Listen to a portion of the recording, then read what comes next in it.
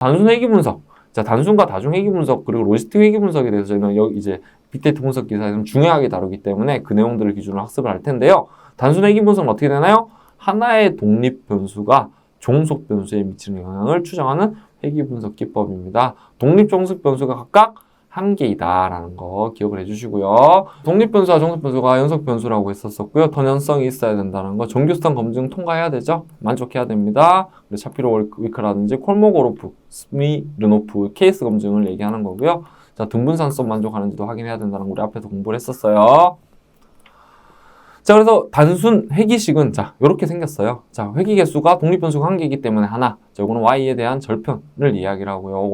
오차가 0이면 뭐라고요? 선형 회귀식이라고 했습니다. 자, 일반적으로 우리 모집단은 모른다고 가정을 하기 때문에 이 표본 단순 회귀식을 이용을 하고 표본 단순 회귀식의 회귀식과 실제 데이터의 차이를 우리는 잔차라고 합니다. 그걸 기준으로 본다라는 거 기억을 해주시고요. 여기 아래 사례 보시면은 이렇게 돼 있어요. 근무 연수에 따른 연봉은 어떠한 회귀식을 가지고 있느냐, 즉 예측을 할 수가 있겠죠. 그럼 이 초록색이 우리가 알고 있는 회귀식이야. 그러면은 여기에 식에다가 5년 차에 대한 연봉을 예측을 할 수 있는 형태로 사용을 할 수가 있을 것 같아요. 자, 이렇게 회귀식이 정의가 된다는 거 기억해 주시고요. 자, 이때 아까 우리 회귀식에 대한, 즉 회귀 개수를 추정하는 방법은 뭘 쓸 수 있다고 했습니까? 네, 최소 제곱법을 쓴다고 했었어요. 자, 그래서 최소 제곱법을 이용을 해가지고 아까 의미는 뭐라고 했었습니까? 이 데이터들이 있었었죠? 데이터들이 어때요?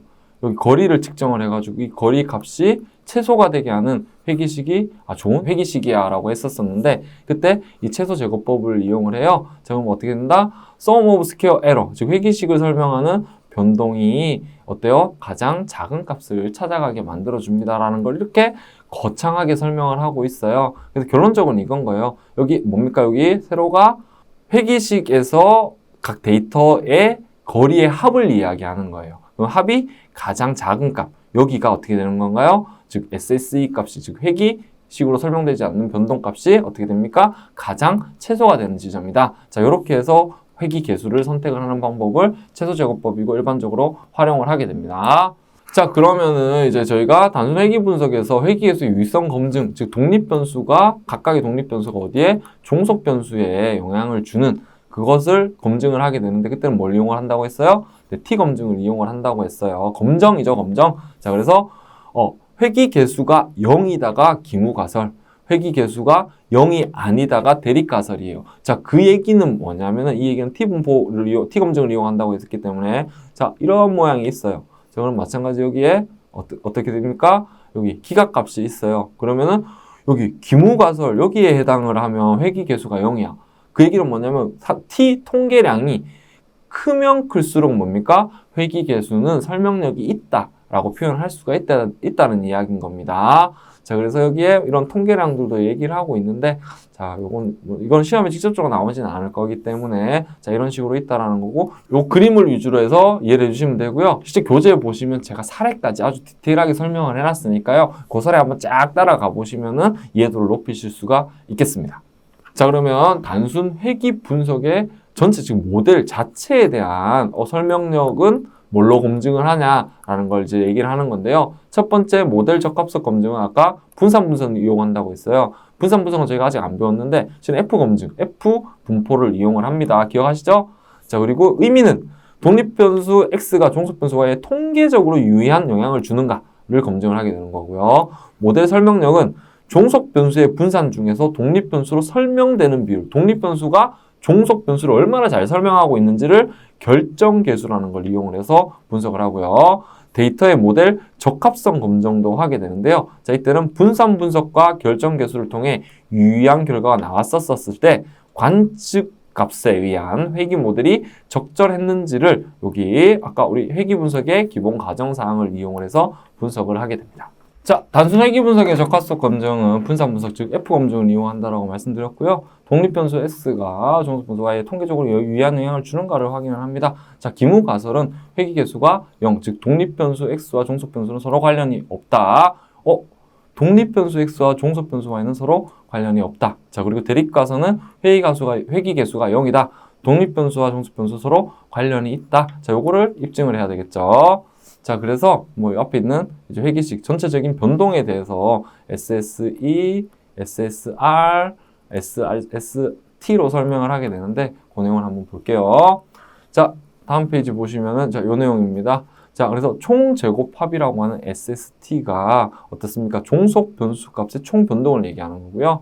회기 제곱합이라고 하는 SSR이 총 변동 중 회기선에 의해 설명되는 변동을 이야기하고요.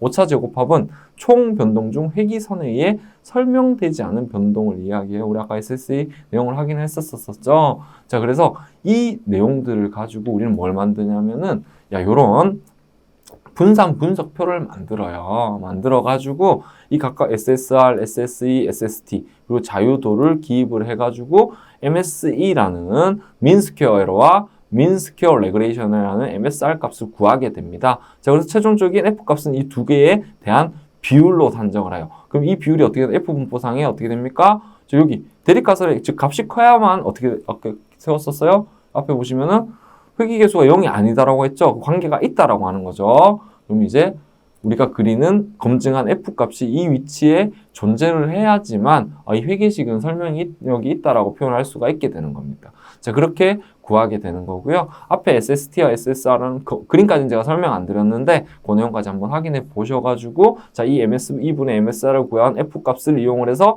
회기계수 즉 모델의 적합성 검증을 하게 된다라고 하는 설명입니다. 자, 다음은 결정계수 있어요. 결정계수. 모델의 전체 설명력, 즉 독립변수에 의해서 설명되는 종속변수의 비율을 확인한다라고 했죠. 마찬가지로 앞에 총변동분의 SST 빼기 SSR로 정의되는 이 결정계수의 값이 1과 0 사이로 계산이 되는데 1에 가까우면 뭐다? 예를 들어서 0.90이다라고 하면 이 독립변수는 뭐예요? 종속 변수를 90% 설명해요 라는 의미가 됩니다. 이해되셨나요? 자, 그렇게 정리를 해주시면 되겠습니다. 자, 뿐만 아니라 데이터 모델의 적합성 검증은 아까 제가 뭘로 한다고 했어요? 네, 맞아요. 4가지 가정사항 기억나시죠? 네, 가정사항을 이용을 해서 그래프로 시각화해가지고 데이터에 대한, 즉 회기 분석에 대한 근거를 만들어주고 있는지를 확인을 합니다. 자, 마찬가지로 이 적합성 검증 사례도 제가 교재에 상세히 정리를 해놨어요. 그래서 하나하나 처음에는 어려우실 수 있겠지만 하나하나 따라가시면서 내용을 살펴보실 수 있도록 해 주십시오.